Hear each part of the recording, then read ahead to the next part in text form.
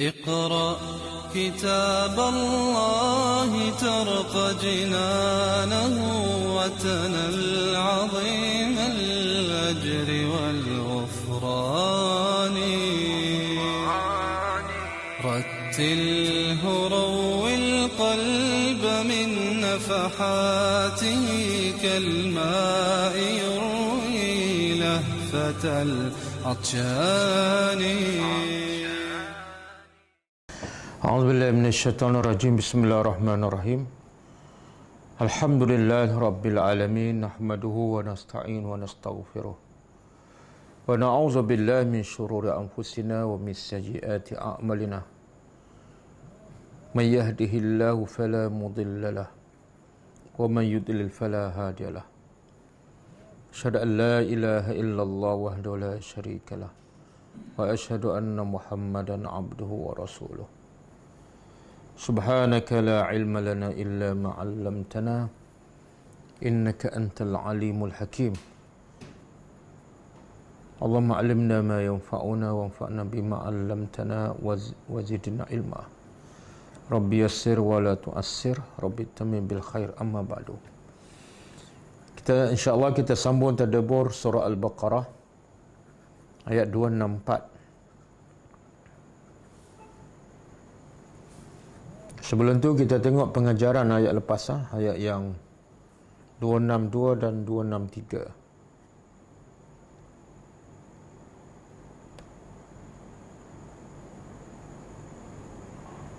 Okey.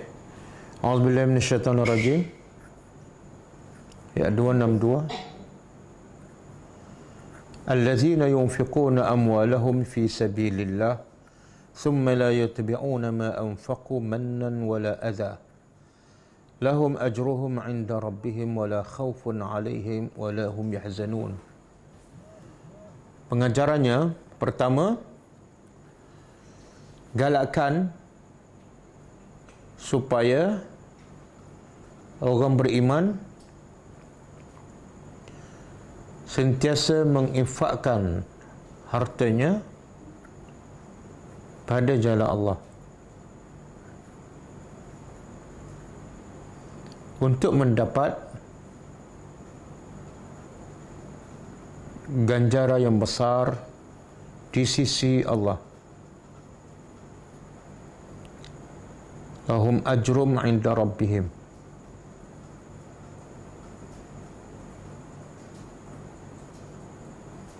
Yang kedua, untuk mendapat ganjaran yang besar di sisi Allah, wajib mengikhlaskan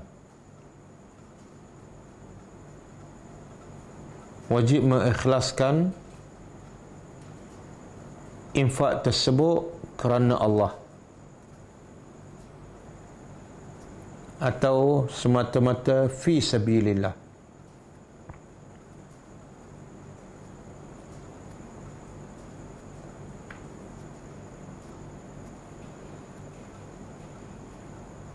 Yang ketiga, sesiapa yang berinfak kemudian diikuti selepas itu dengan manna dan azah, manna ataupun azah, maka tidak ada ganjaran pahala baginya.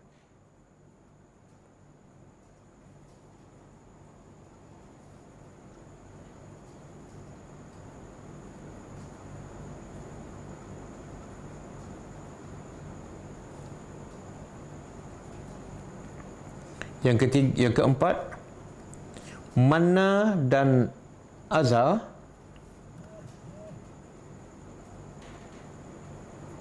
adalah dosa besar. Manna dan azah adalah dosa besar. Dan dia boleh membatalkan pahala sedekah seseorang.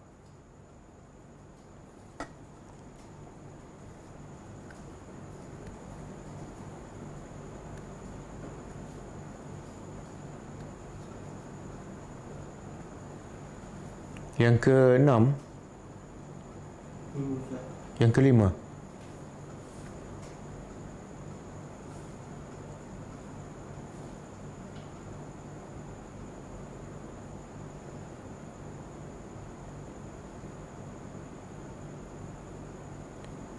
Manna ialah menyebut-nyebut sedekah kepada orang lain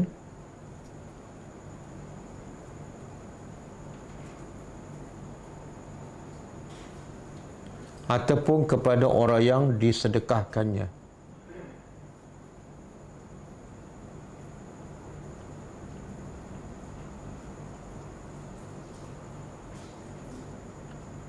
Manakala aza ialah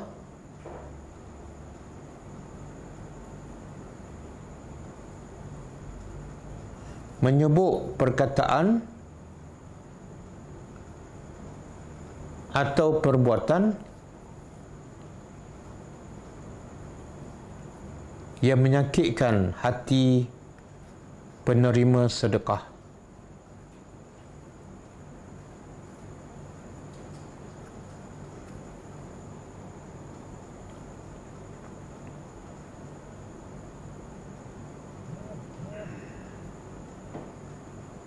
Yang keenam, sesiapa yang dengan sedekahnya dia merasakan dia lebih baik daripada orang yang dia sedekahkan dan dia perlu dimuliakan, maka dia telah manna dan pahala sedekahnya terbatal.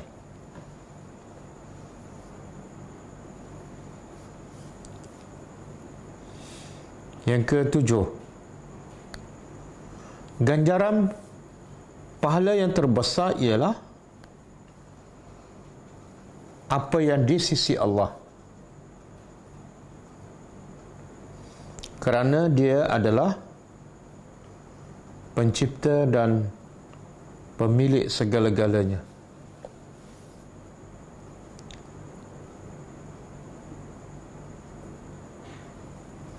Yang ke-8,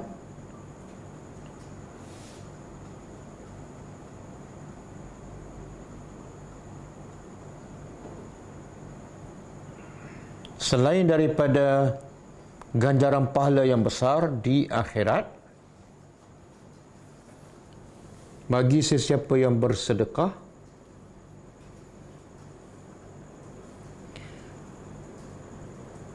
dia juga akan mendapat ketenangan dan kebahagiaan di dunia.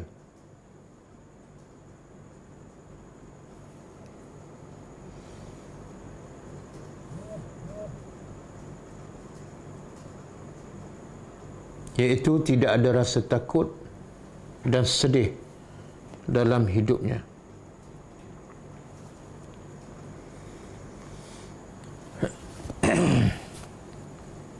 Okey. Ayat 263. A'udzubillahi minasyaitonirrajim. Qaulun ma'rufun wa maghfiratun khairum min sadaqatin yatba'uha adza. Wallahu ghaniyyun halim. Pengajarannya, pertama, kelebihan berkata yang baik. Kelebihan berkata yang baik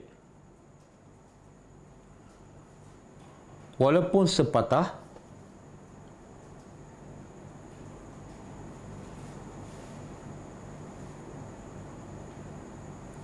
dan ia lebih baik daripada sedekah yang banyak tetapi diikuti oleh azab.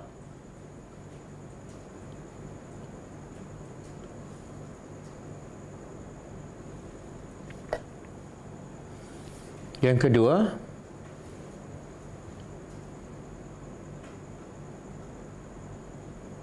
keutamaan memaafkan kepada siapa yang melakukan kejahatan kepada kita. keutamaan memaafkan kepada sesiapa yang melakukan kejahatan kepada kita.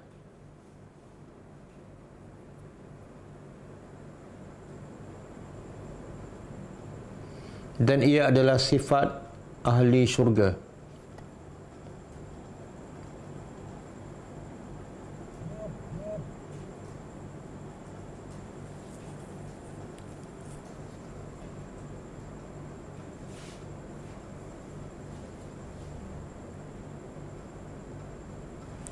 Yang ketiga, antara tanda utama orang yang beriman ialah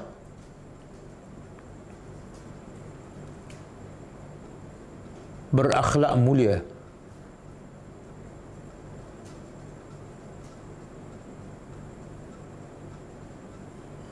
Iaitu tangan dan lidahnya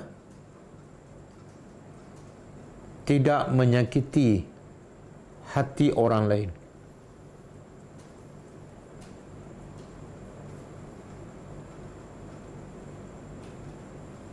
Yang keempat, Allah tidak memerlukan sedekah hamba-Nya,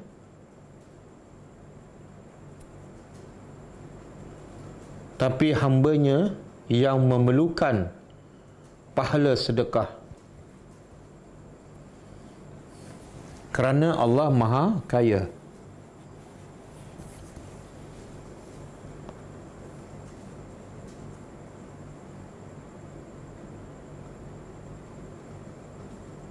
Yang keenam, yang terakhir, yang kelima,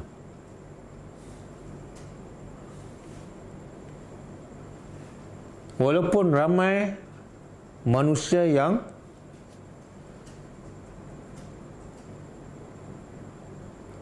kufur dan syirik kepada Allah dan suka melakukan kezaliman kepada orang lain,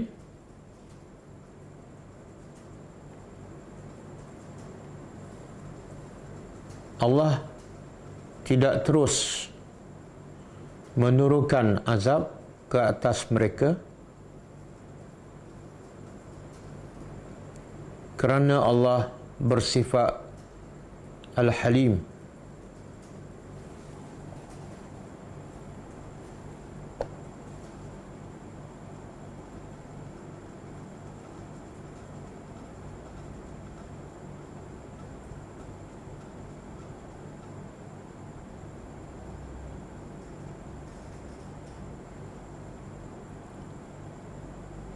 Okey.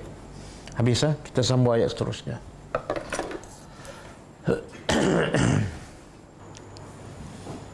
Okey, ayat seterusnya masih lagi berkenaan dengan infak.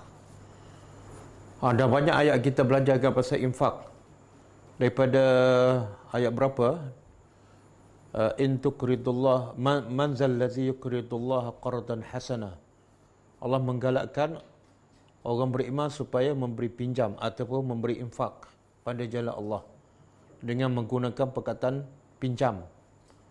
Dan juga ayat 254 Allah berkata, ya ayyuhallazina amanu anfiqu mimma razaqnakum.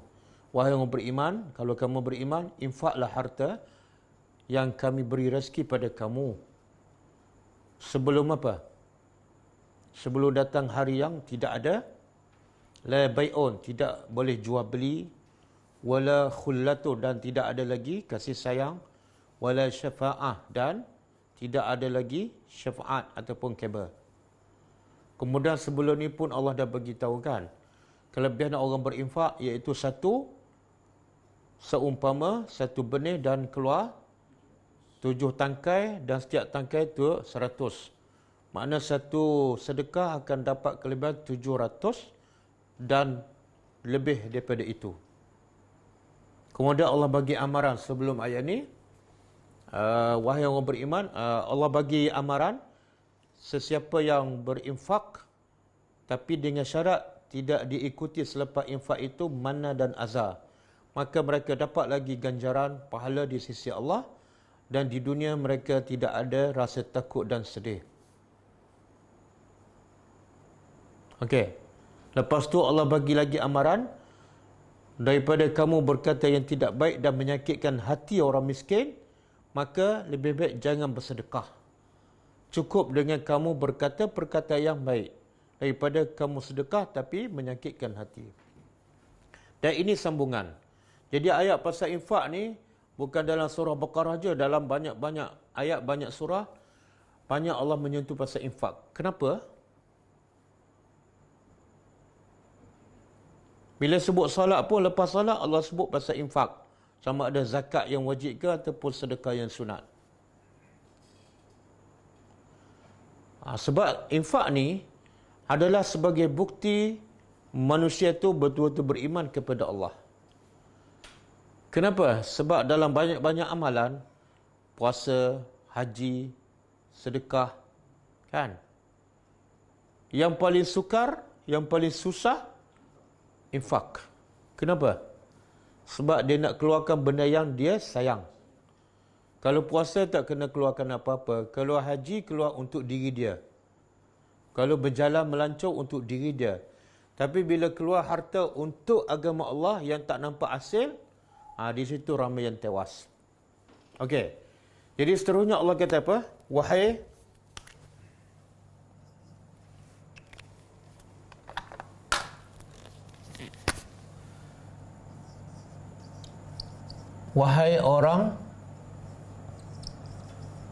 orang-orang yang amanu, mereka beriman. Amanu, mereka beriman.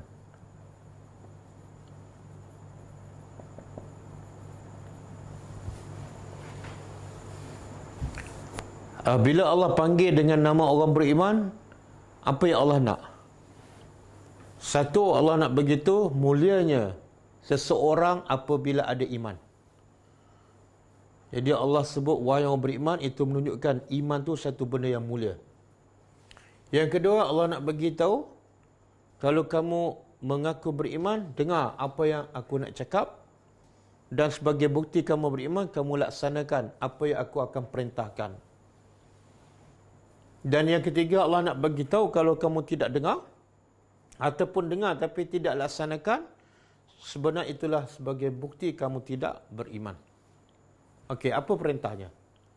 Wahai orang beriman, la tubtilu, jangan batalkan. Kurang.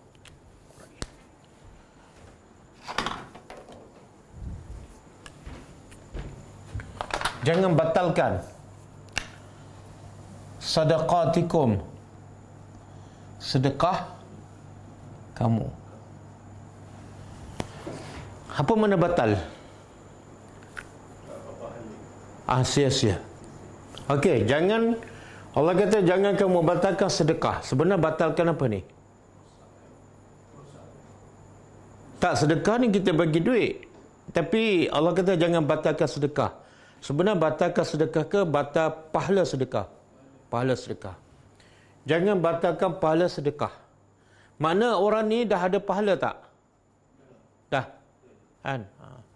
Sebab tu keadaan manusia dengan bersedekah ni ada 3 keadaan. Saya dah sebut sebelum ni. Keadaan pertama, haji bakhil, tak sedekah langsung. Mana target pertama syaitan tak nak bagi orang tu sedekah. Okey, keadaan pertama. Kalau orang tu nak sedekah juga, syaitan akan hasut supaya sedekah dalam keadaan riak.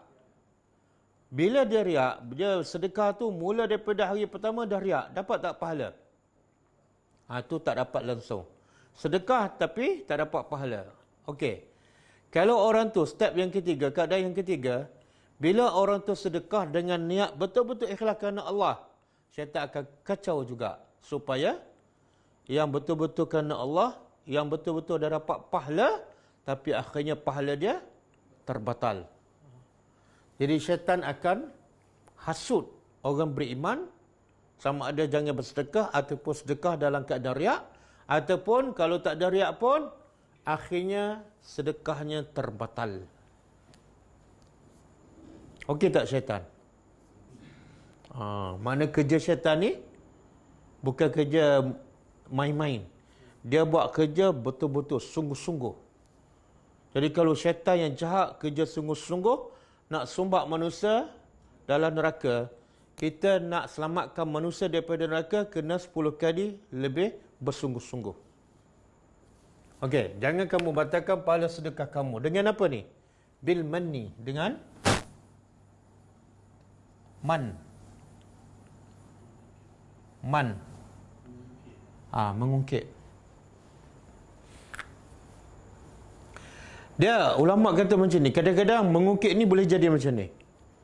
Bila kita bagi, kita rasa kita lebih baik pada orang yang kita bagikan. Dan bila dia tak hormat kita, kita rasa apa? Kita bagi pada dia, tapi jumpa kita pun dia tak senyum. Bagi salam pun tak, kita ada rasa apa? Tak kenal budi. Kenapa kita rasa dia tak kenal budi? Sebab kita rasa kita ni orang yang perlu dihormati. Sebab aku ada jasa pada kamu. Itu man. Itu man. Bila kita sedekah dan kita rasa kita perlu dihormati, kalau jumpa hormat, itu bentuk man. Tanpa kita sedar. Habis ni macam mana nak hilangkan perasaan tu? Macam mana nak hilang perasaan? Bila kita bagi, kita buat baik pada orang, perasaan kita lebih baik pada orang. Macam mana nak lupa? Teorinya macam mana? Kaedahnya.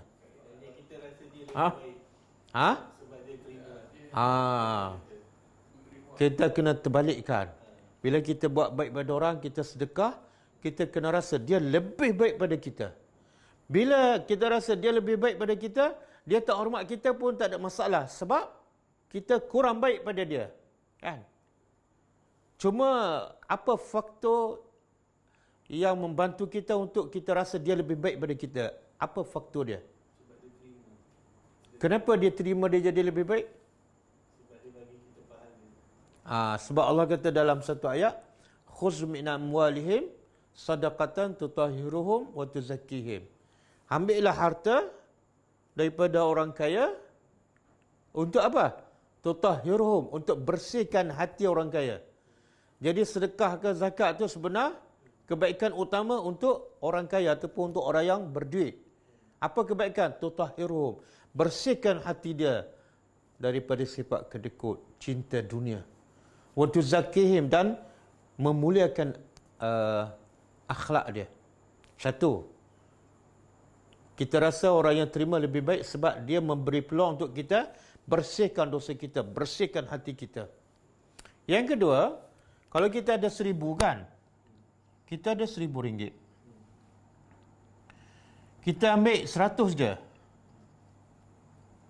bagi kat dia kan, tinggal berapa?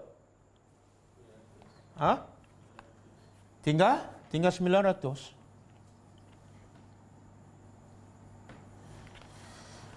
Tetapi daripada 100 ni kita akan dapat berapa? Mana pula?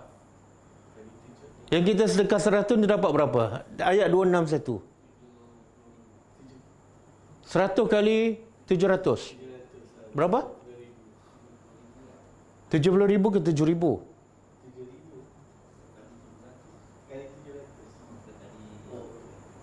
Kalau 1 700, kalau 10 7,000.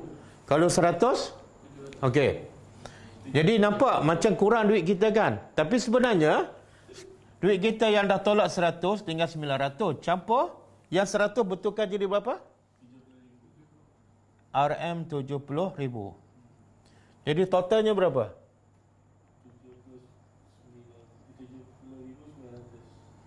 70.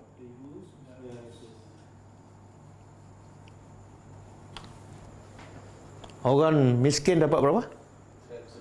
Kita dapat berapa? Jadi banyak tak dia membantu kita? Kerana dia ambil 100 kita, dengan 100 duit kita berganda. Jadi dia membantu kita, bukan kita membantu dia. Tapi biasa kita bagi 100 ni, kita nampak yang 900 tinggal ke yang 70,900? Ha? Yang mana kita lebih yakin ni? Daripada 1000 kita buang 100, tinggal cash 900 kan? Dan Allah janji dapat 70,000 kan? Okey. Yang ni Allah janji. Yang ni memang ada dalam poket kita kan? Antara dua ni yang mana yang meyakinkan kita? Betul kan? Betul. Apa bukti kita lebih yakin yang ni? Apa bukti? Kalau kita yakin ni, kita tak bagi 100. Jadi bila kita bagi 100 je, mana kita lebih yakin yang ni. Betul tak? Itu teori dia. Jadi untung sebab orang miskin tu, dia menjadikan duit kita yang 100 jadi 70,000. Tapi kena ikhlas. Okey? Jadi mulai sekarang kita tukar mindset kita. Memang biasalah kita tolong orang, kita rasa kita lebih baik. Lepas tu kita hafal pula hadis Nabi. Nabi kata apa? Tangan yang memberi, kita syok sendirilah. Memang aku lebih baik sebab itu hadis Nabi. Sahih pula tu. Tapi dengan perasaan tu menyebabkan kita ada manna, terbatal pahala. Wal azah dan azah.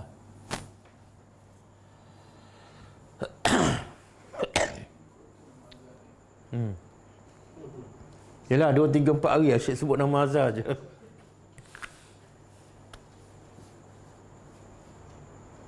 Dia saya nak tanya, kalau kita ada manna dan azah, apa yang kita rugi? Ni orang yang suka mengukitkan, sama ada dia viral kan, masuk Facebook ke, sebut ke. Siapa yang ada sedekah tu? NGO saya lah. Mana tu? Ataupun orang tanya, Ustaz ada bagi ke? Kita nak kata apa? Ustaz ada bagi ke ni? Nampak macam muka Ustaz semalam bagi pada Asnaf tu. Nak kata apa? Tak, orang lain kot. Mungkin pelanduk dua serupa. Jangan pula, memang saya itu kali ketiga dah saya bagi. Habis. Okey.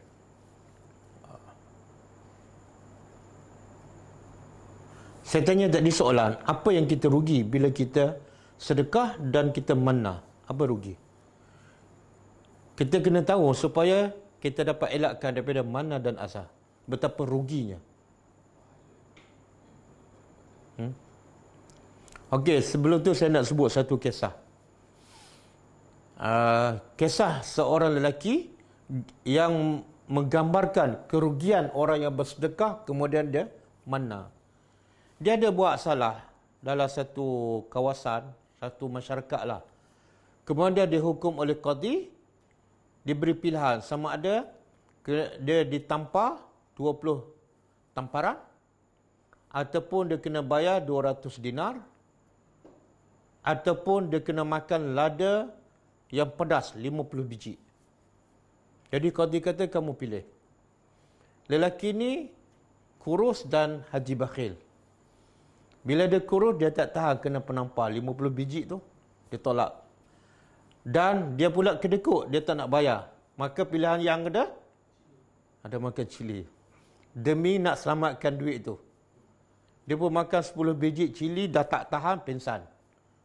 Lepas sedar, dia tanya qadi, ada tak pilihan hukuman yang lain? Ada? Penampar. Kemudian bila dia tampar 10 biji, pingsan. Sebab tadi dah kena lada dah. Ini kena penampar, pingsan.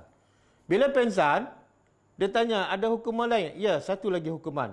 Kena bayar 200 dinar. Akhir sekali, bayar 200 dinar. Akhir sekali, apa yang dia rugi? Badan sakit, duit habis, dan badan panas. Itulah gambaran orang yang manna. Bila dia manna, duit habis, hangus, pahala terbatal. Satu lagi. Manna ni dosa besar ni. Dapat dosa besar. Dapat dosa. Manna dosa besar. Kan saya sebut semalam dan dalam hadis sahih Nabi kata, 3 golongan yang Allah tak bercakap. Allah tak tengok muka dia. Allah tak sucikan dia dan bagi mereka azab yang pedih. Amaran tu menunjukkan dosa besar. Siapa 3 golongan? Al-Mannan bima a'ta. Orang yang suka mengukit dengan apa yang diberi, maknanya itu dosa besar. Yang kedua, Al-Musbil izarahu, yang melabuhkan pakaian bawah pada buku lali. Yang ketiga, orang yang menjual barang dengan sumpah bohong. Jadi orang yang manna ni adalah duit habis, pahala terbatal dan dapat dosa besar. Jadi jangan sekali-kali manna. Okey. Kemudian Allah kata apa? Kallazi, seperti azab, seperti orang yang yunfiqu, menafkahkan ataupun menginfakkan malahu, hartanya, ria'ah. Ria'ah, dia boleh baca 2 bacaan ni. Ria'ah, satu lagi riya'.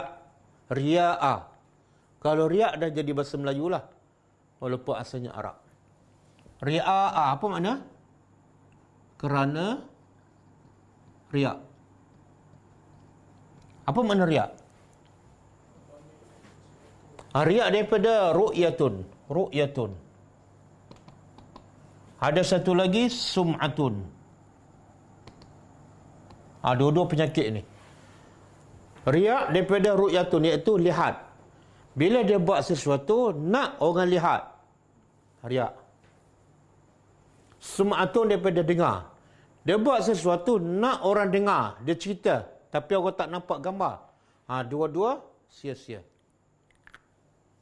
Kan? Sekarang terlalu banyak ni dan terlalu mudah untuk pahala sedekah dia bukan pahala. Kalau riak ni daripada awal lagi tak jadi pahala. Cerita pada orang, masuk Facebook, viral, kan? Buat live. Okey. Jadi Allah kata, orang yang bersedekah, kemudian dia ada manna dan azab, sama seperti orang yang nafkah, sedekah dan riak. Apa makna sama tu? Dia ada beza, tapi akhirnya kesudahannya sama. Yang bezanya apa? Yang ni dapat pahala sebab asalnya bukan riak. Tapi akhirnya terbatal pahala. Yang ni langsung tak dapat daripada awal. Jadi akhirnya Allah kata dua-dua ni 2 kali 5, 5 kali 2. Okey. Riak. Riak ni makna menunjuk pada manusia.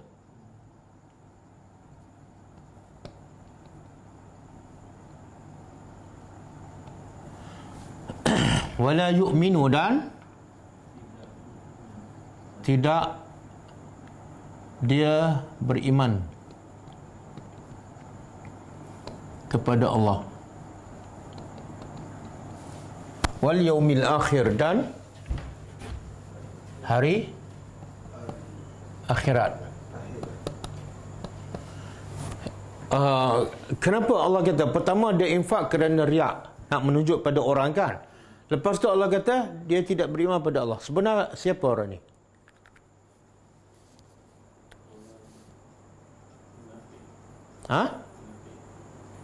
Tapi munafik, Allah kata dia tidak beriman pada Allah dan hari akhirat. Munafik ke kafir? Tak. Sebenarnya munafik lah. Dan munafik ni Allah nak bagi tu kafir. Kalau orang kafir langsung, dia tak akan sedekah. Tapi orang munafik sedekah tak? Sebab apa? Nak buktikan dia tu orang Islam. Tapi orang munafik ni Allah nak beritahu kafir. Apa bukti? Dia tak beriman dengan Allah. Tak beriman dengan Allah, kafir. Jadi Allah nak beritahu hasil sedekah orang Islam yang ada mana dengan azab sama dengan sedekah orang munafik kafir yang daripada awal lagi tak dapat pahala. Lebih kurang. Okey. Kemudian Allah buat lagi perumpamaan. Benda ni kita nampak tak? Sedekah 1,000, sedekah 10,000, tapi pahala hangus. Nampak tak? Tak nampak. Kalau nampak, semua tak akan buat, kan? Jadi bila tak nampak, kadang-kadang tak masuk dalam kepala, tak masuk dalam hati. Maka cara bahasa Al-Quran, dia buat contoh dengan benda yang nampak. Macam sedekah lah dapat 700. Kita tak nampak. Maka Allah buat contoh dengan apa? Dengan benih. Supaya kita, macam ni rupanya. Jadi banyak Allah buat contoh-contoh dalam Quran supaya kita betul-betul faham dan dapat elakkan. Okey, di sini apa contoh? Famasaluhu, maka perumpamaannya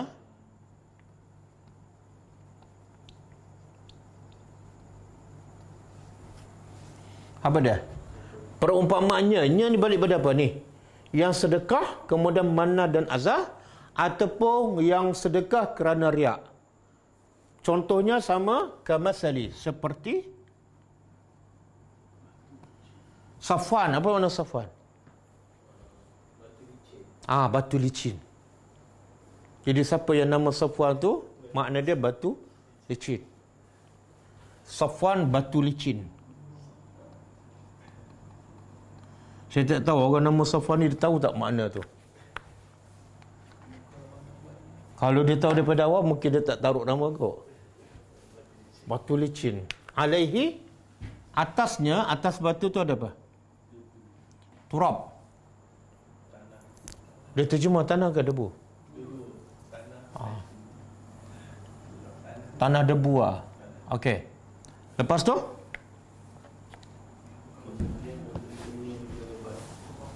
Fa'asabahu, lalu menimpanya. Menimpa apa ni? Boleh menimpa debu dan boleh juga menimpa batu tu. Wabilun. Wabilun mana? Wabilun hujan lebat. Ada tak orang nama Wabilun? Tak ada. Wabilah. Kalau ada perempuan nama Wabilah, boleh tukarlah nama dia. Makna dia hujan lebat. Fatarakahu, lalu ia meninggalkannya.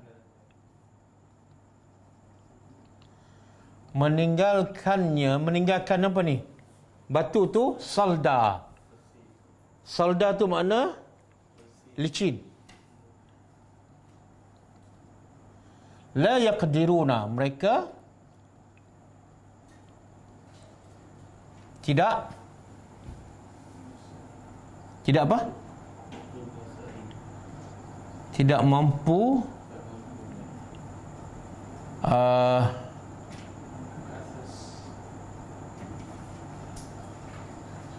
memanfaatkan. Tidak mampu memanfaatkan ala syai'in, ke atas sesuatu pun.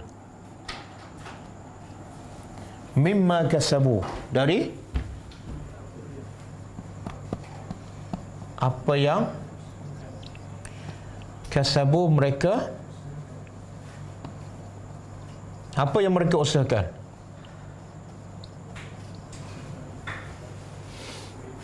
Okey, contoh macam ni kan. Ini batu lah.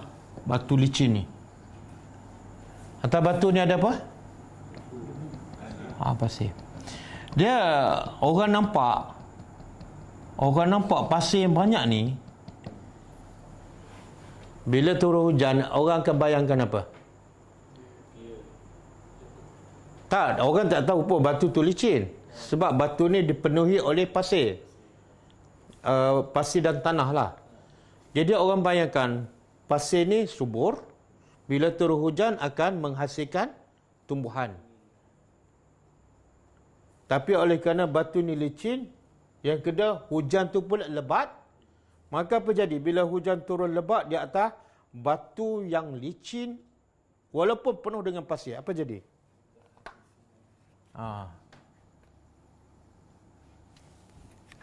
Jadi sekarang apa yang Allah nak beritahu?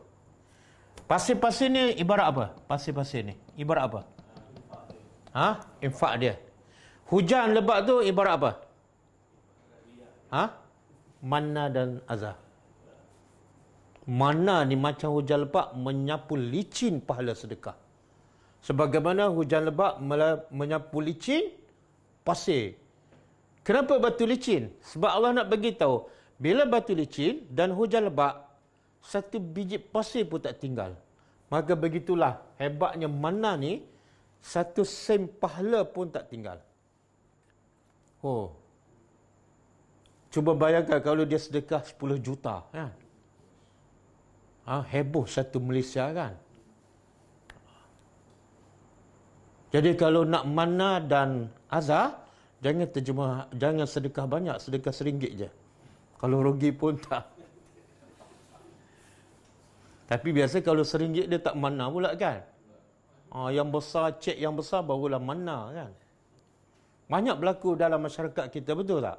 Banyak. Sikit-sikit tuliskan projek kerajaan, tak tahulah.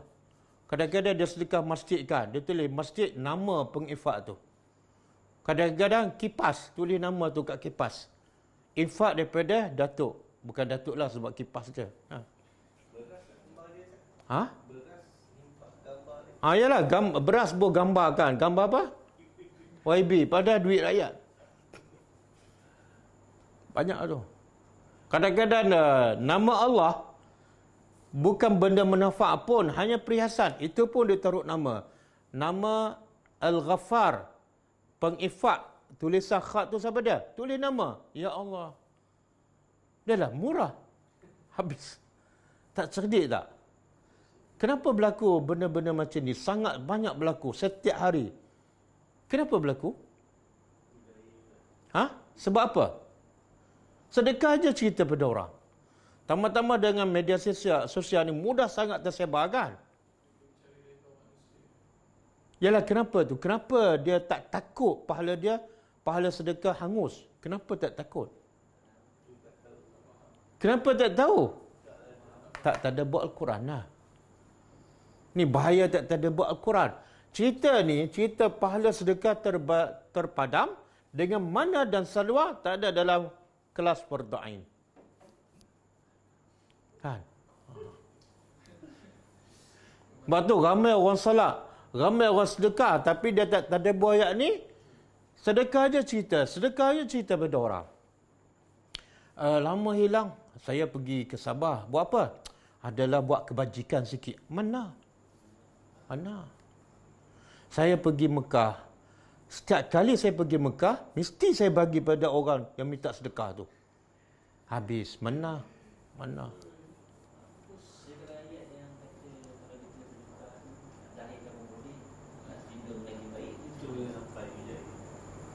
Ayat apa ni? Mendorong orang. Memang ada ayat. Allah kata apa dalam surah Baqarah? Mungkin kita belum tadabbur, akan datang. Allah kata, wa in tukhfuha wa in tubdu as-sadaqat. Sekiranya kamu zahirkan sedekah, fa ni'ma hiya, baik. Tapi ulama kata baik tu bila? Pertama, bila dia tidak ada riak. Yang kedua, baik itu bila dengan sedekah dia betul-betul mendorong orang lain. Maka baik. Tapi lepas tu Allah kata apa? Wa in tukhfuha wa tu'tuhal fuqara fahuwa khairul lakum.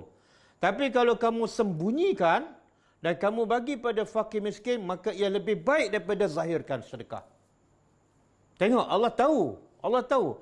Kita ni bila nak kita pada orang, bila nak dorong pada orang, orang puji pula, susah nak jaga hati. Betul tak?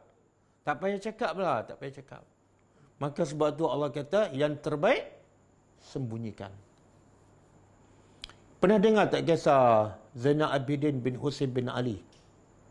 Cucu Sayyidina Ali. Dia seorang yang alim dan juga seorang yang kaya dan dermawan. Dia faham Al-Quran, dia faham ni mana dan salwa.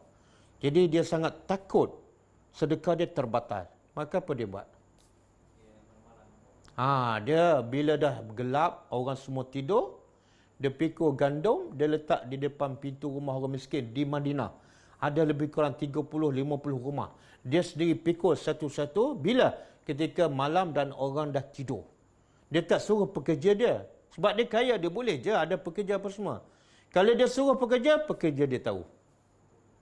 Jadi macam mana cara tak nak bagi semua orang tahu? Dia sendiri buat ketika orang tidur. Jadi bila orang fakir bangun pagi, tengok ada gandum depan rumah. Tak tahu siapa pikul. Dan tiba satu masa dia meninggal. Bila dia meninggal, orang miskin buka pintu tak ada gandum. Besok tak ada gandum. Minggu depan tak ada gandum. Kemudian orang tengok di belakang dia ada kesan berbekas sebab dia pikul hampir setiap malam. Jadi orang tahu yang bawa gandum setiap pagi, setiap malam di rumah orang miskin dia. Tapi orang tahu setelah dia mati tidak ada kesan apa-apa. Kan? Terkesan ke mayat bila orang puji dia? Tak ada. Itu. Orang yang kaya tapi faham Al-Quran cukup takut sebab tu dia sembunyikan. Jadi jangan cerita, jangan kata saya nak daurah orang. Kalau betul nak daurah orang, sekali cukuplah. Ini setiap kali sedekah viral, live. Bukan nak daurah orang. Bertakwalah kepada Allah. Ha?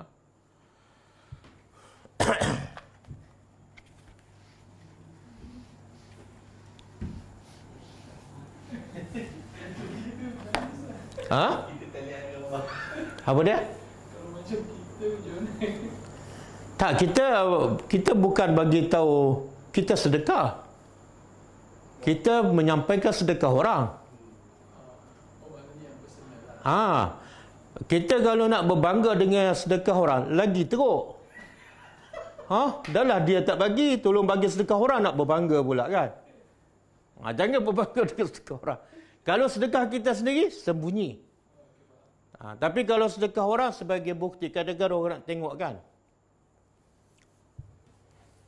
Okey. Wallahu, dan Allah la yahdi, tidak akan memberi hidayat kepada kaum yang kafir.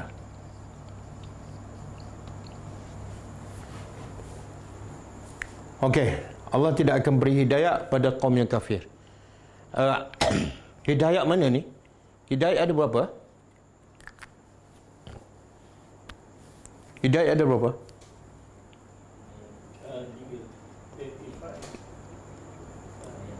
3 ke 4? 3.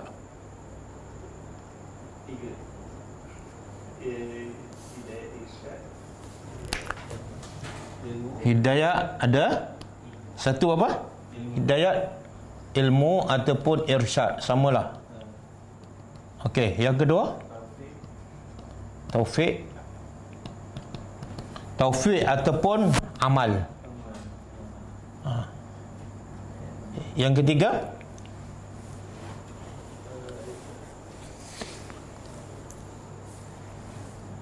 ketiga sebenarnya tak ada, dua je. Sebab tu tak ada jawapan, memang dua je. Okey.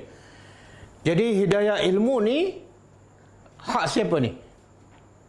Hidayah ilmu. Hak siapa yang boleh bagi? Siapa yang boleh bagi hidayah ilmu? Dan Allah saja? Tak, semua. Nabi Muhammad mengajar, dia bagi hidayah ilmu. Saya mengajar, saya bagi hidayah ilmu. Tapi hidayah taufik hak Allah sahaja.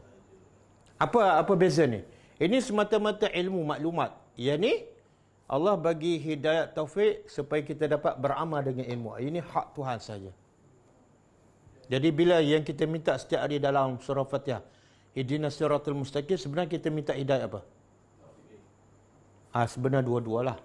Dia kalau tak ada yang pertama, tak ada yang kedua. Okey, dalam ayat ni Allah kata Allah tidak akan memberi hidayah pada kaum yang kafir. Hidayah mana ni? Hidayah taufik. Sebab secara umum hidayah ilmu ni semua ada.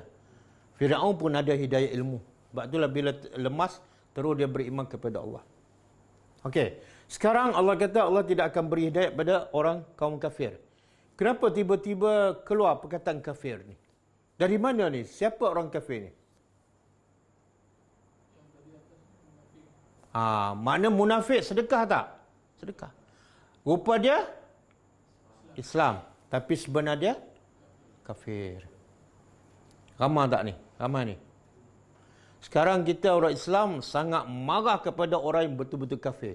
Tapi sebenarnya yang lagi bahaya, yang duduk dalam barisan orang Islam tu. Abu Jahal dengan Abdullah bin Ubay, siapa lebih bahaya? Sebab dia rusakkan Islam daripada dalam. Ini ramai orang Islam tak sedar ni. Kadang-kadang yang merosakkan agama dia, anak dia sendiri dalam rumah. Dia duduk marah pada acung dengan mutu sami. Jadi tak sedekah ataupun sedekah kerana riak boleh membawa kepada kufur. Sebab sifat orang munafik ni, bila dia sedekah, riak. Bila dia sedekah, dia rasa ni, dia benci. Allah sebut dalam surah At-Taubah.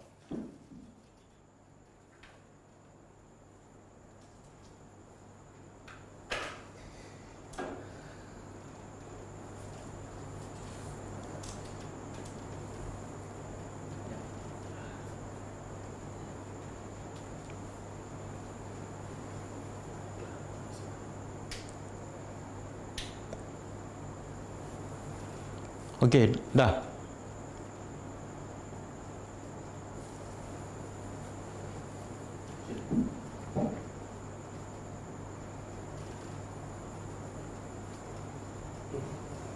Okey.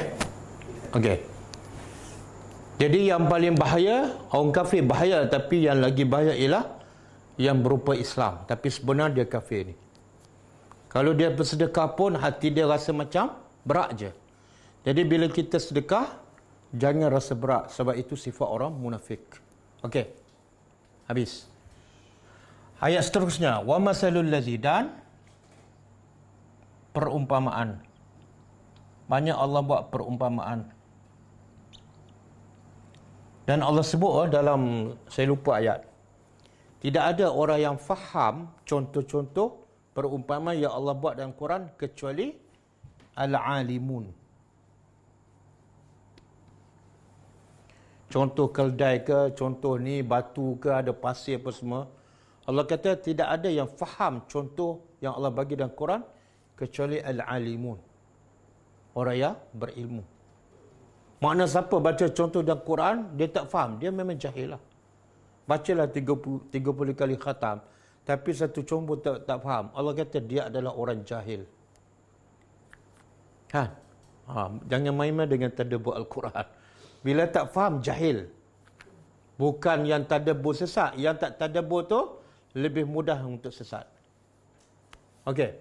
Perumpamaan allazina, orang-orang yang yunfikuna. Orang-orang yang mereka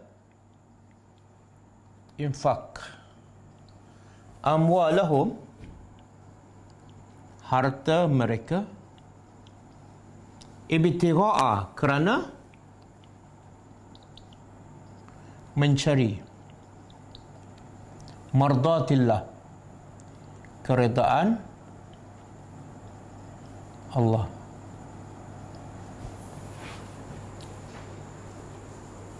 Ini hebat orang beriman. Bila dia infak, dia cari apa? Jadi mana lebih besar? Harta yang dia keluar dengan redha Allah. Yang ni yang mendorong dia untuk infak lagi banyak. Sebab yang dia dapat jauh lebih besar daripada yang dia bagi. Betulah contohlah kita kata pada anak kita, kalau hafal Quran, ayah bagi katalah RM100 kan. Hadiah tu berbalik tak dengan nilai hafal Quran? Tak. Jadi salah tu sebenar. Sepatutnya kita buat bagi tawaran apa?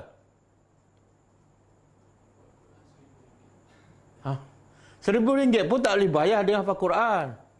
Saya nak sebut contoh hadis Nabi sallallahu alaihi wasallam. Nabi kata apa?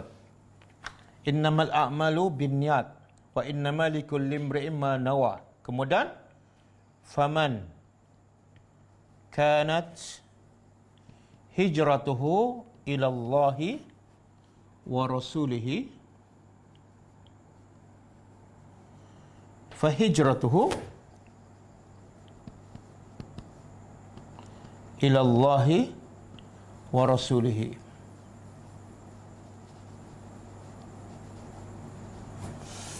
Ini hadis, sebahagian daripada hadis.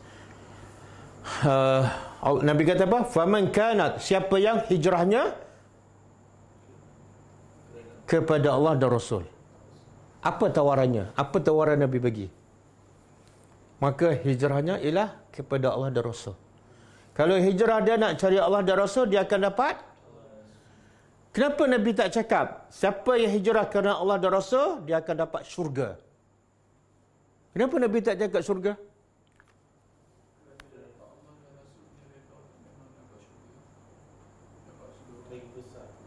Mana lebih besar? Dia dapat syurga, dapat Allah dan Rasul.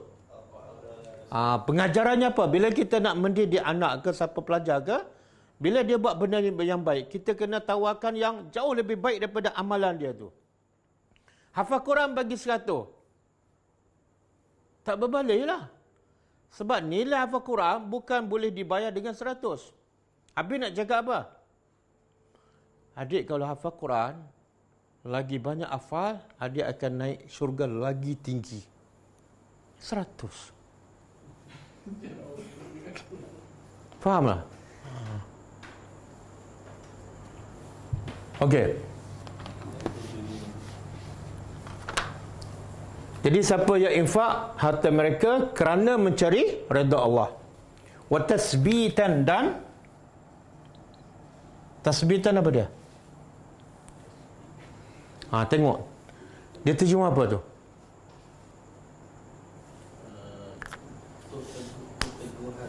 Keteguhan. Apa dia? Dia dua ni. Satu, dia infak. Satu, kerana mencari redha Allah. Yang kedua, kerana keteguhan. Keteguhan. Min anfusihim, dari anfusihim makna hati ataupun diri mereka. Hati-hati mereka. Sebenarnya apa maksud ni keteguhan?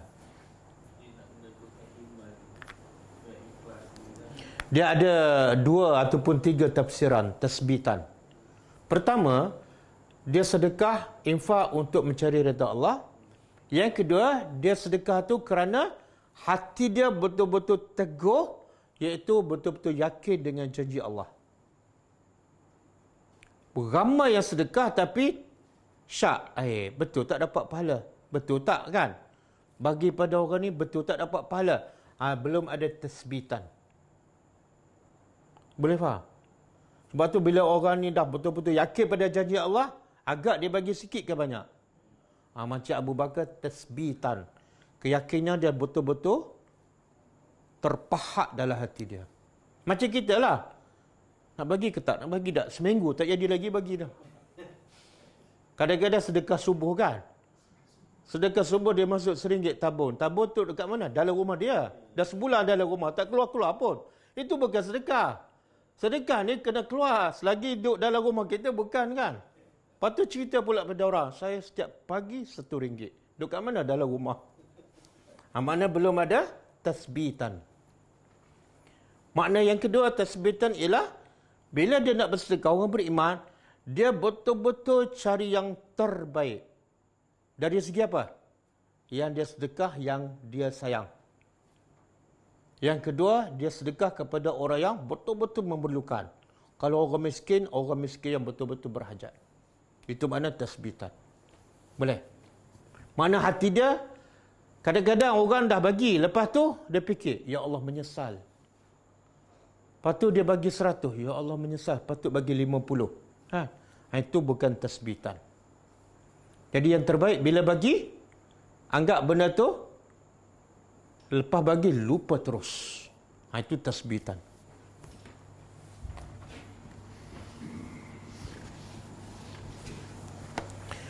Jadi orang macam ni, infak kerana mencari redha Allah dan betul-betul keyakinan pada janji Allah, kamasali, seperti. Masalah pada seperti perumpamaan. Allah buat contoh lagi. Jannah. Jannah apa? Kebun. Birabwah. Rabwah ni bukit. Allah nak bagi tahu nilai sedekah Kalau betul-betul ikhlas dan yakin pada janji Allah, seumpama kebun yang berada di tempat yang tinggi, rabuah tempat yang tinggi.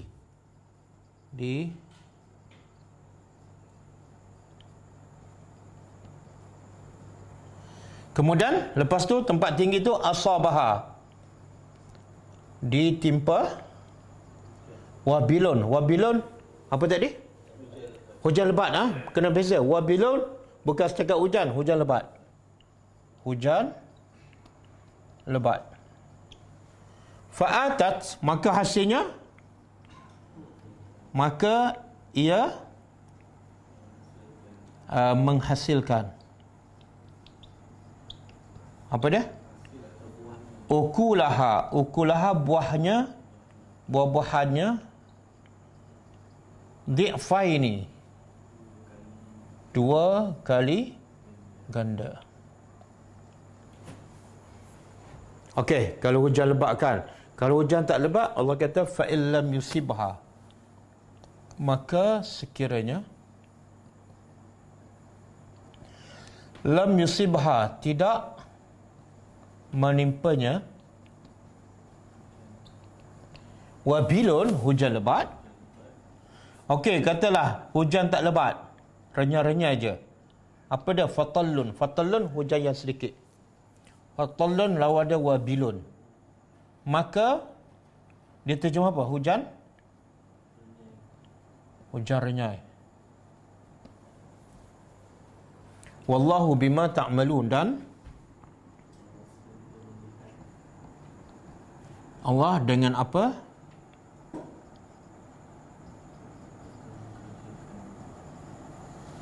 yang kamu kerjakan basirun, maha. Dia basirun di sini ada 2 makna. Satu melihat dengan mata, yang kedua melihat dengan hati. Kalau melihat dengan hati makna tahu. Yang mana lebih itu?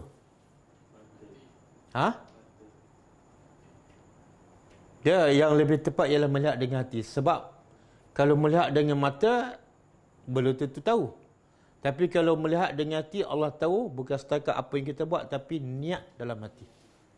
Maha melihat ataupun mengetahui. Okey, ayat 265 ni sebenar apa yang Allah nak bagi tahu. Dan apa maksud contoh ni?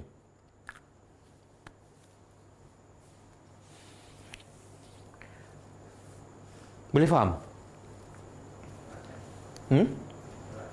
Apa dia? Dia kalau ayat 264, Allah nak beritahu apa? Sedekah yang sia-sia. Dengan apa? Manna dan azar. Ayat 265, Allah nak beritahu kalau betul-betul ikhlas dan tidak ada azar dan manna, apa pula hasilnya? 2 kali ganda. Macam ayat sebelum ni 700 kali ganda dan mungkin lebih daripada itu. Mungkin kita tak nampak kan? Maka Allah buat contoh. Seperti kita tanam pokok, buah-buahan ke, sayur ke di tempat tinggi. Beza tak kita tanam pokok-pokok sayur ke di tempat rendah dengan di atas bukit? Beza tak? Beza apa? Kenapa tempat tinggi hasilnya lagi subur, lagi lumayan? Kenapa? Kenapa tanah tinggi lebih subur? Dia ada rahsia tu. Sebab itulah banyak sayur-sayur kat Malaysia datang daripada mana? Kenapa Kamera Highland? Sebab tempat tinggi. Jadi soalannya, apa rahsia tempat tinggi sehingga sayur-sayur akan menjadi subur dan lazat? Kalau bawah? Sebab tu Allah kata, kalau ke atas ni, air hujan lebat, wabilun, ataupun hujan sikit tak ada masalah. Kalau kat bawah, hujan lebat apa jadi dengan tanaman kat bawah? Banjir, mati. Sini tak mungkin banjir sebab air lebat ke, dia akan turun. Satu kelebihan dia. Yang kedua, kalau pokok sayur-sayur ke pokok apa kat atas bukit, dia akan direct kena cahaya matahari tanpa ada pelindung. Tapi kalau kat bawah kadang-kadang terlindung dengan pokok besar. Jadi cahaya matahari tak sepenuhnya. Yang ketiga, udara. Udara datang, terus kena. Kan?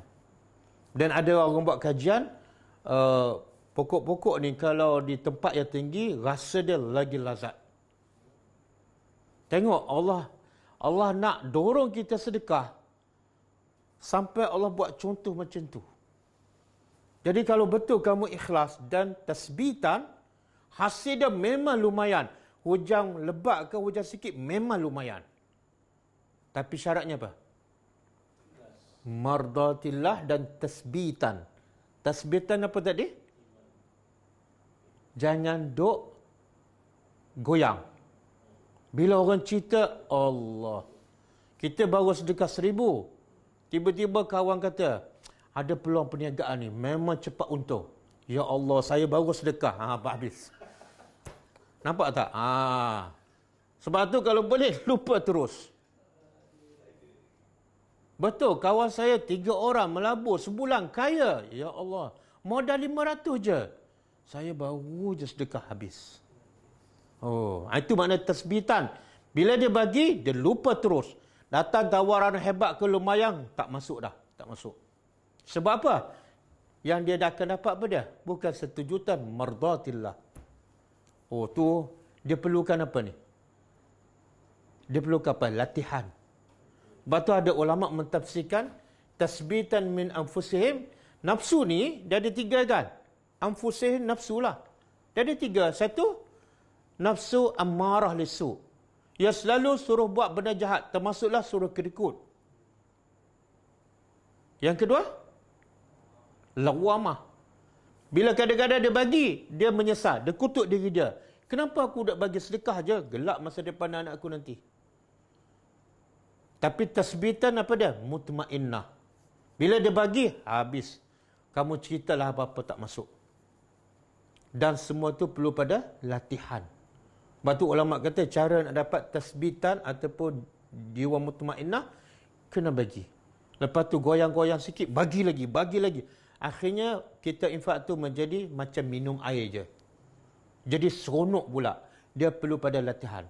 Jangan bagi sekali, goyang, tak bagi dah, habis. Boleh? Jadi benda yang besar di sini apa dia? Kita dapat pengajaran.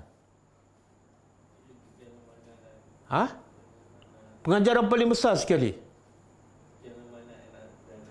Apa dia? Ada lagi besar daripada itu.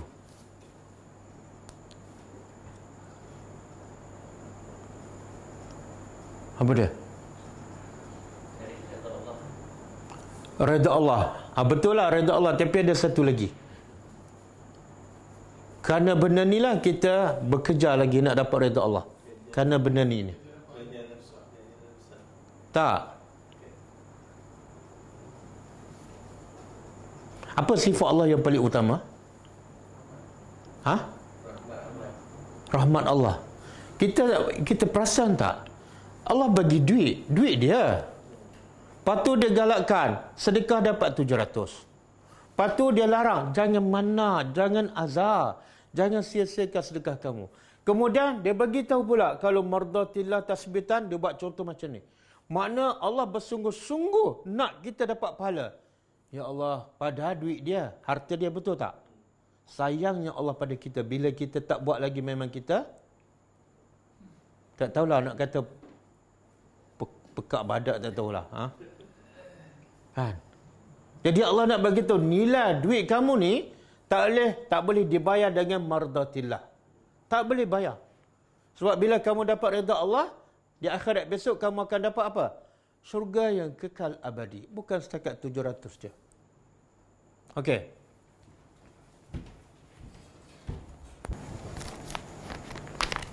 Okey, kita baca buku ni, dosa-dosa yang dianggap biasa.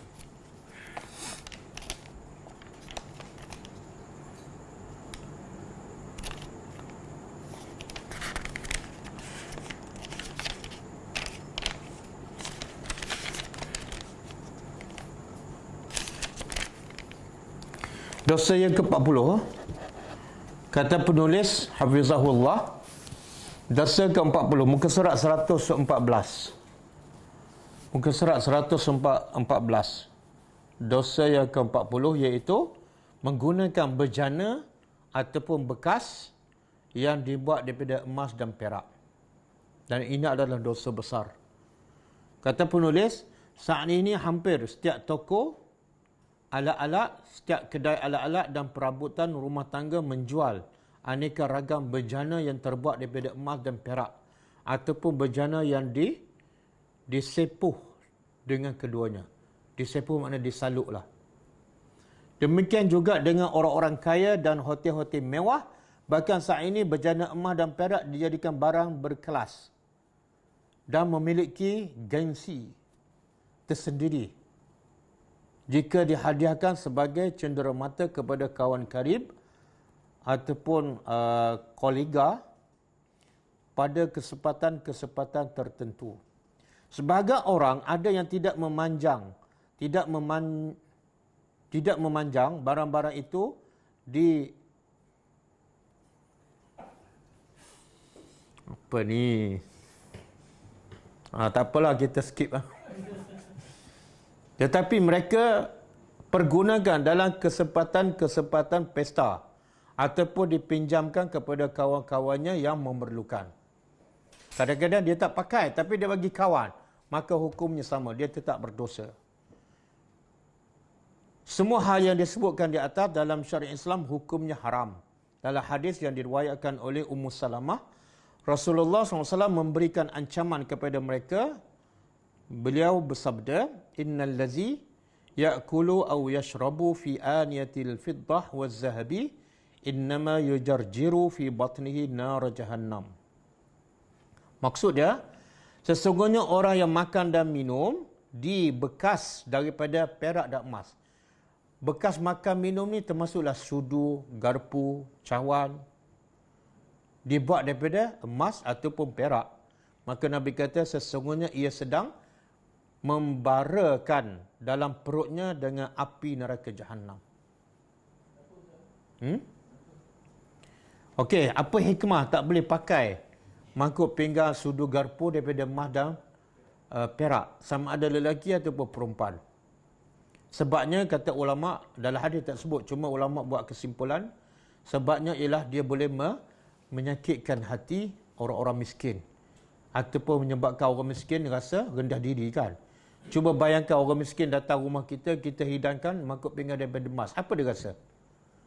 Subhanallah, Islam sangat-sangat menjaga perasaan khususnya orang miskin. Jadi jangan tunjuk mewah kepada orang miskin. Jadi bekas-bekas ni semuanya haram, sama ada untuk lelaki ataupun perempuan. Pasu bunga ke apa ke, tombol pintu ke. Tapi kalau untuk perhiasan, wanita boleh. Wanita boleh tak pakai perhiasan daripada emas dan perak? Boleh. Tapi lelaki haram. Kalau emas, bagi lelaki haram semua. Nak pakai ke, perhiasan ke, cincin ke, mangkuk pinggan ke, semua haram bagi lelaki. Cuma kalau perak berbeza. Kalau perak, lelaki boleh pakai cincin. Lelaki boleh pakai cincin daripada perak. Tapi kalau berjana, emas perak memang tak boleh.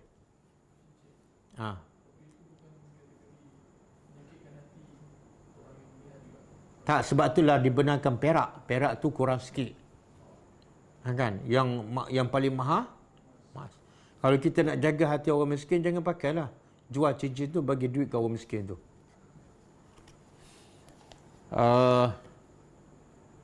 Okey, kalau kita gunakan perak untuk menampal apa-apa benda, boleh tak? Jawapannya boleh. Sebab Nabi pernah satu masa bekas makan dia pecah. Jadi Nabi tampal menggunakan perak. Boleh. Nak tampal gigi, boleh. Bahkan kalau gigi, ada ulama mengatakan tampal gigi dengan emas boleh. Tak ada masalah. Kenapa boleh pula? Sebab dia sebagai satu keperluan, bukan sebagai perhiasan. Kan? Okey, jumpa orang miskin, sengih kan, tunjuk gigi emas. Kan?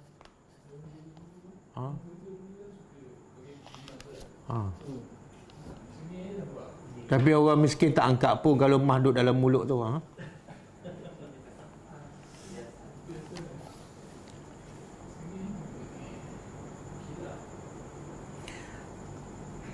Nabi sebut dalam satu hadis, Nabi pegang sebelah kirinya kain sutera, sebelah kanannya emas. Nabi kata, Nabi angkat kedua-dua. Dua-dua ni haram ke atas lelaki daripada umatku. Haram ke atas lelaki. Mana untuk perempuan boleh tak pakai sutera? Boleh. Pakai emas dan perak, perempuan boleh. Boleh.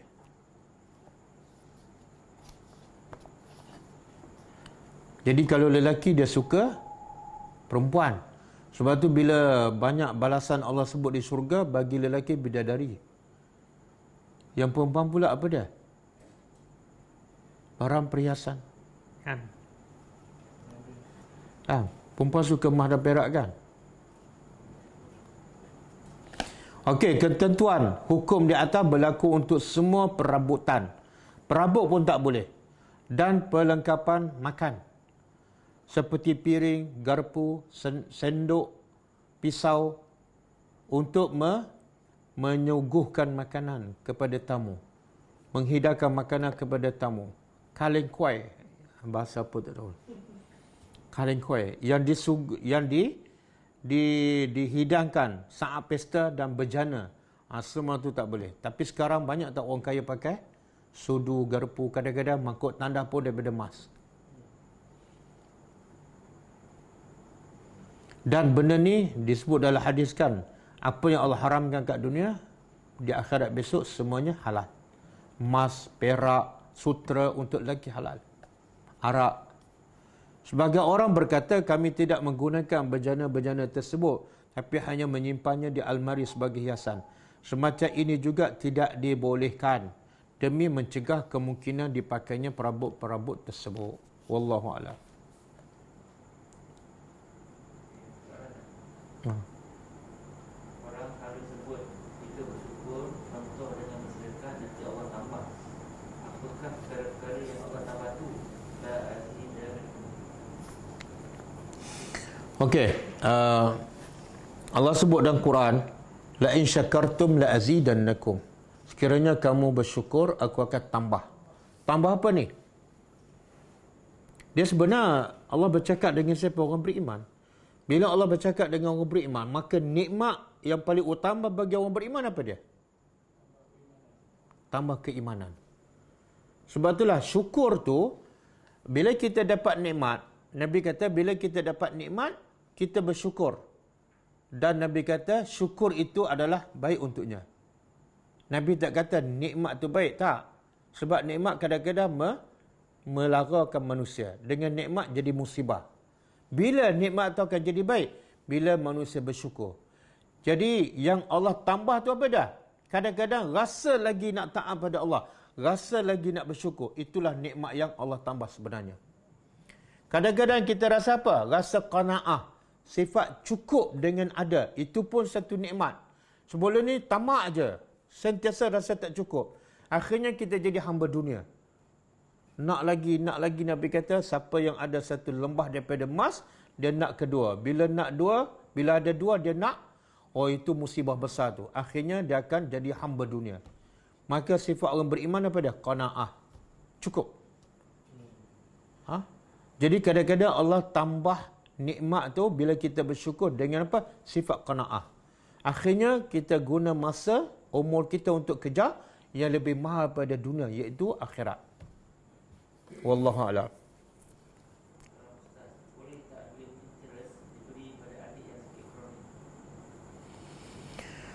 Boleh. Pendapat yang paling kuat, duit interest, duit yang ada unsur haram, boleh diberi kepada sesiapa yang memerlukan. Asalkan bukan kepada tuan punya asal tu. Sebab duit itu hanya haram kepada dia. Bila bagi pada orang miskin yang memerlukan, tak ada masalah.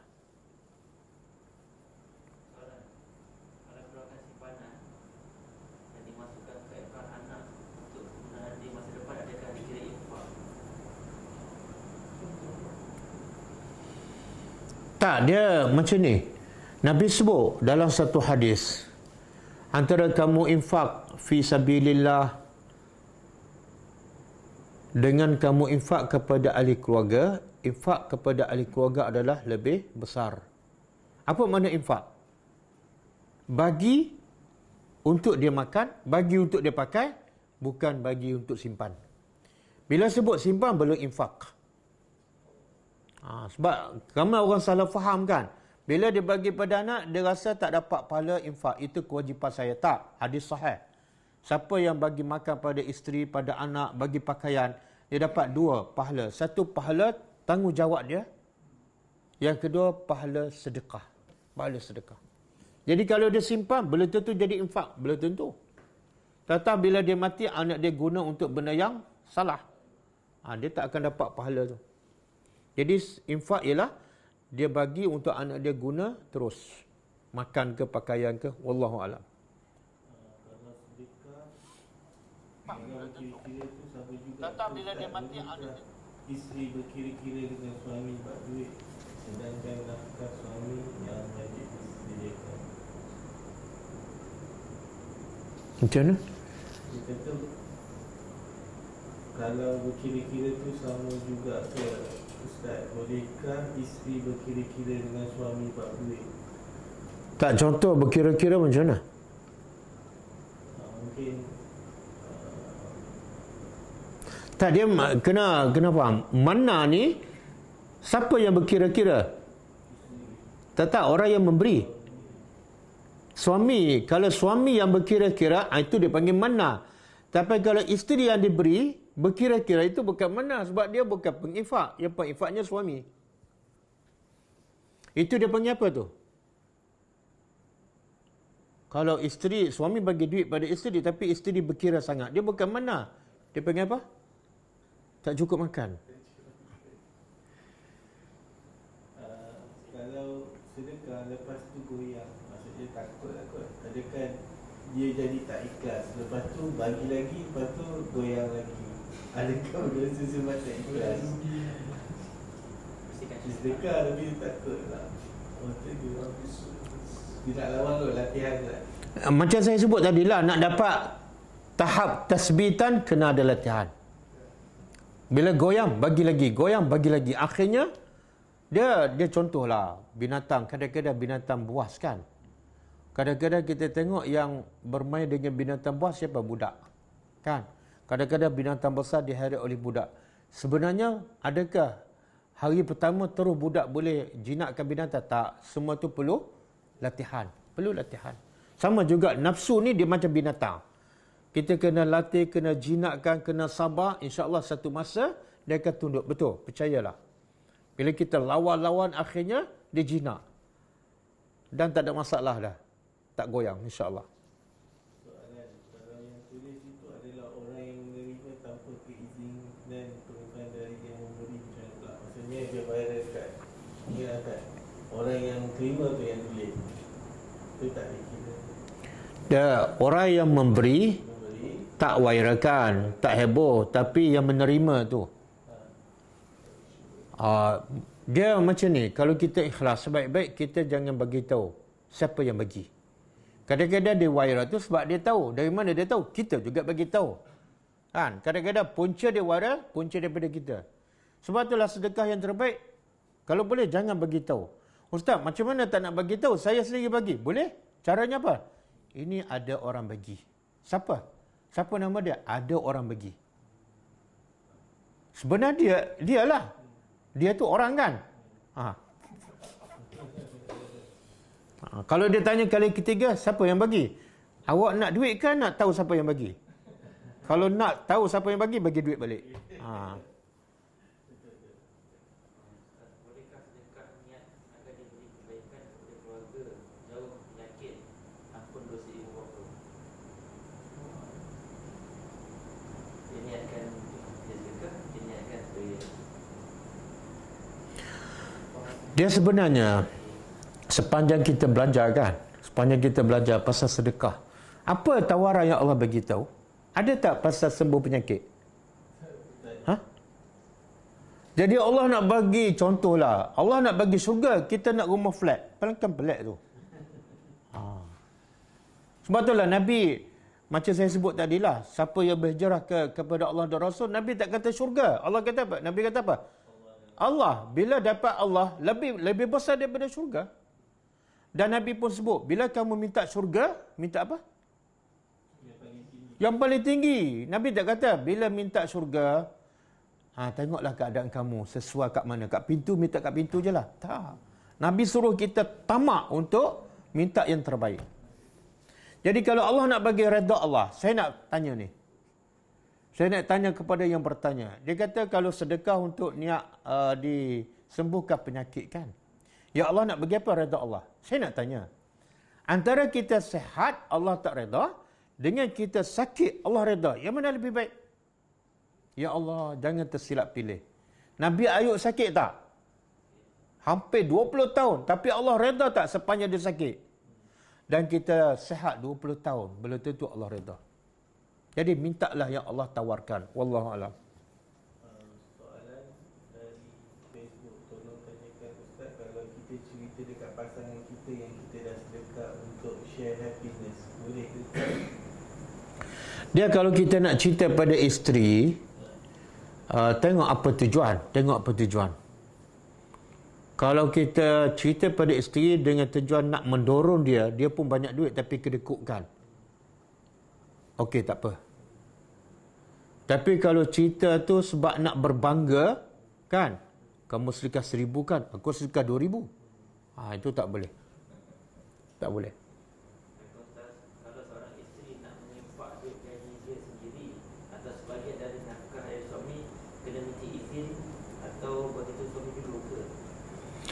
Tak, dalam Islam, kalau duit itu hak isteri sepenuhnya, maka dia bebas nak sedekah kepada siapa yang sepatutnya dan banyak mana tanpa minta izin pada suami.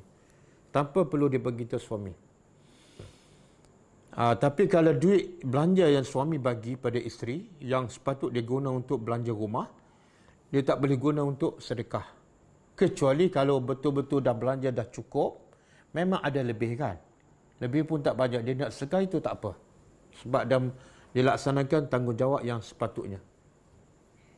Ustaz, kalau kita sedar yang kita pernah ada perasaan mana dan bertaubat, adakah infak kita itu masih lagi dikira pahala?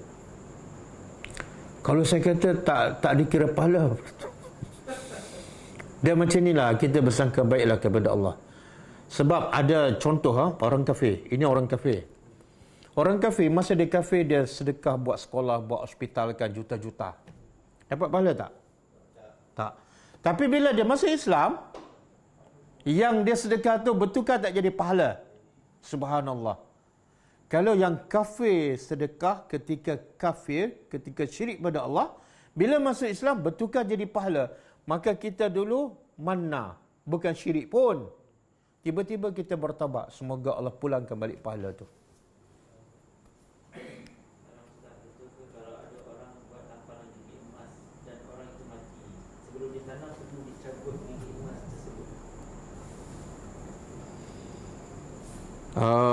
Saya tak boleh jawab lah. Kena cabut dan jual ke ataupun. Nanti saya jawab malam besok insyaAllah.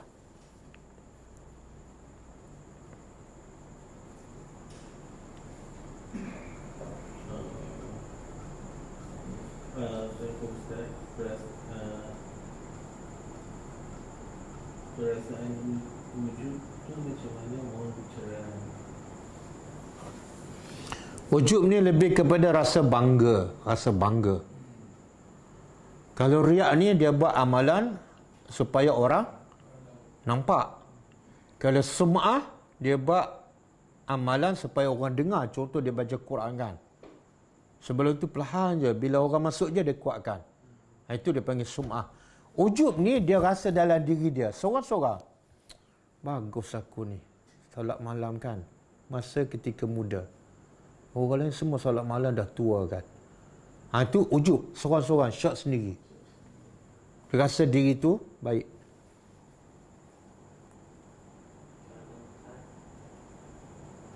Assalamualaikum.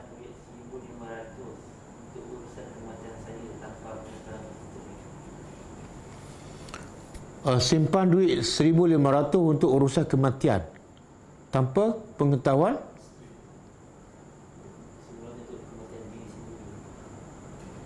Tak, dia sebenar. Tanggungjawab siapa menguruskan mayat kita? Tanggungjawab kita ke tanggungjawab orang hidup? Jangan membazir duit. Jangan membazir duit. Dia mana lebih baik? Kita sediakan amalan untuk mati dengan sediakan duit untuk pengurusan kematian kita. 1,500 tu sedekah supaya boleh jadi bekal untuk kita selepas mati. Soalan, makna Islam tak pernah menyakiti orang lain. Kalau dengan suami isteri bagaimana pula? Bagaimana penyebab utama masuk neraka menyakitkan satu orang? Ya samalah. Sama aja. Suami isteri. Dia tak boleh menyakiti hati orang Islam yang lain, apatah lagi orang yang paling dekat. Orang yang paling dekat banyak jasa pada kita lagi tak boleh sakiti, kan?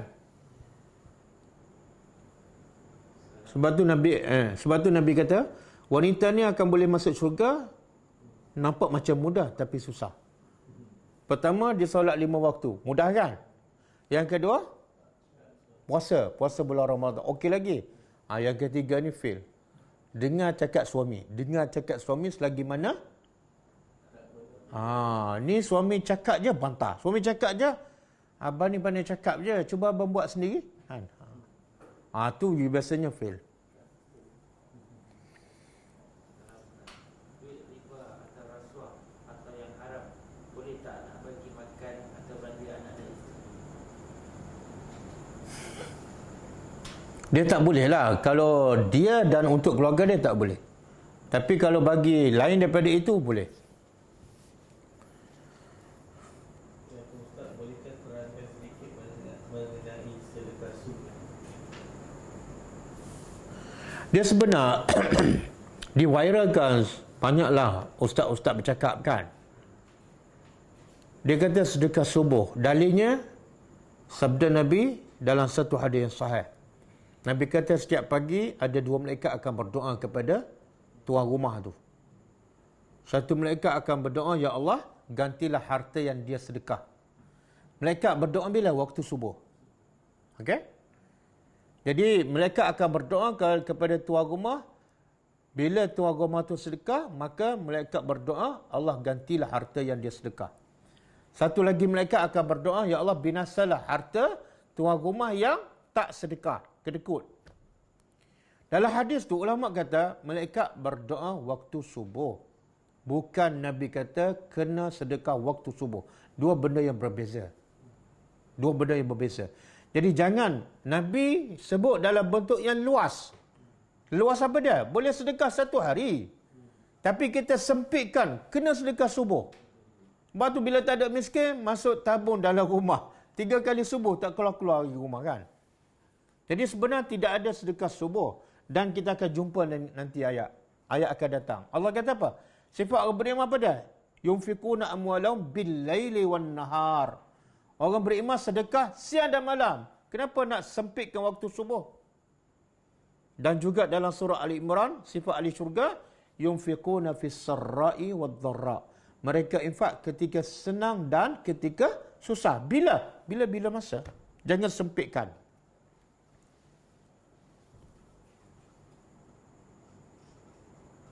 Okey, dah. Dia ada jual lukisan. Lepas tu dia ada buat tanda tangan di lukisan. Adakah tanda tangan di lukisan itu sebagai riak? Lukisan. Jual lukisan itu ada. Tangan dia buat Itu marketing tu. Tak, dia kalau itu memang bisnes dia, memang dia kena tulis nama dia lah supaya orang dapat kontak kan.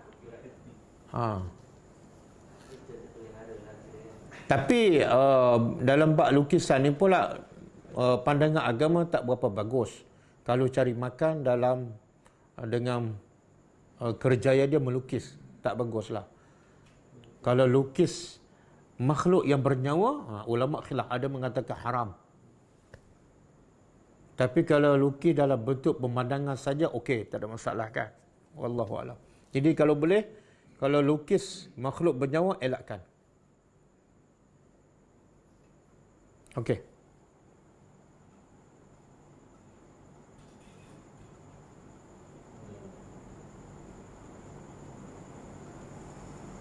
Dah. Apa beza infak dan sedekah? Yang mana lebih baik? Dia makna lebih kurang sama je. Kadang-kadang Allah guna perkataan infak. Ni banyak yang kita belajar ni yunfikun kan. Dan kadang-kadang Allah guna perkataan sedekah. Dalam surah At-Taubah ayat 100 pasal zakat, Allah guna perkataan sedekah. Innamas sadaqatu lil fuqara'i wal masakin. Jadi infak, apa makna infak? Infak ialah keluarkan harta. Keluarkan harta tu sebagai apa? Sebagai sedekah. Apa makna sedekah pula? Sedekah ialah benar. Kan kita selalu baca sadaqallahul azim. Apa makna sadaqallahul azim? Telah benarlah Allah. Jadi sedekah tu daripada perkataan sedekah, iaitu dengan kita infakkan harta kita, itu sebagai bukti benarnya iman kita. Kita mulut cakap aku beriman pada Allah. Allah kata sedekah. Bila susah nak keluar, kita tidak ada bukti. Jadi sedekah tu makna dia sebagai bukti, sebagai kebenaran terhadap iman yang kita ucapkan. Wallahu alam. Jadi seolah lebih kurang macam inilah. Infak adalah sebagai tanda sedekah ataupun sebagai tanda kebenaran iman kita.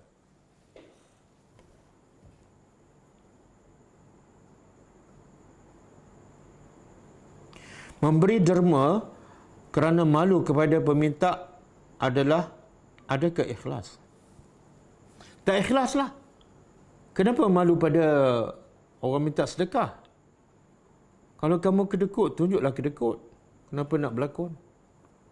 Jangan malu. Bila malu tak ikhlas.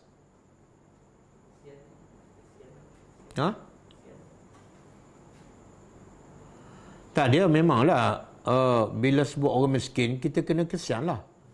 Sebab itulah banyak ayat-ayat Quran menggalakkan kita sedekah pada orang miskin. Kenapa? Sebab mereka orang yang perlu kita kesiankan. Tapi akhirnya kita niat bagi itu kerana Allah Subhanahu Wa Taala.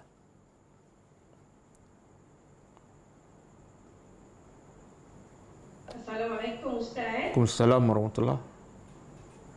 Ustaz, saya nak tanya, kalau kita nak sedekah kepada satu mana-mana institusi, bila kita sedekah tu kita transfer tanpa maklumkan dengan dia nama kita.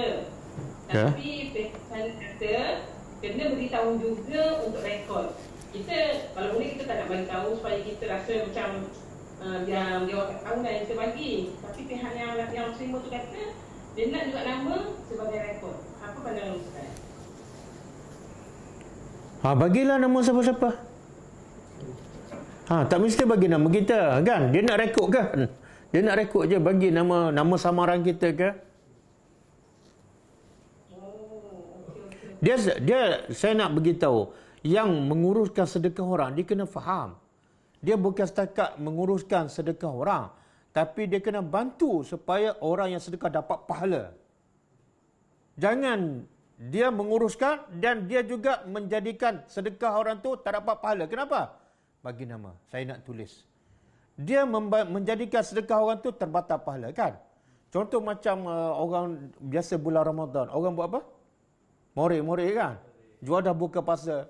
Semua tulis. Malam pertama, Datuk sekian. Malam kedua, Datuk. Kadang-kadang Datuk 1 minggu recover. Tulis nama. Kenapa? Saya tak faham. Benda belum tentu dapat pahala. Lepas tu dah heboh satu kampung. Ya Allah, ruginya. Tulis je hamba Allah. Untuk rekod. Hamba Allah rekod lah tu. Okey, sama-sama.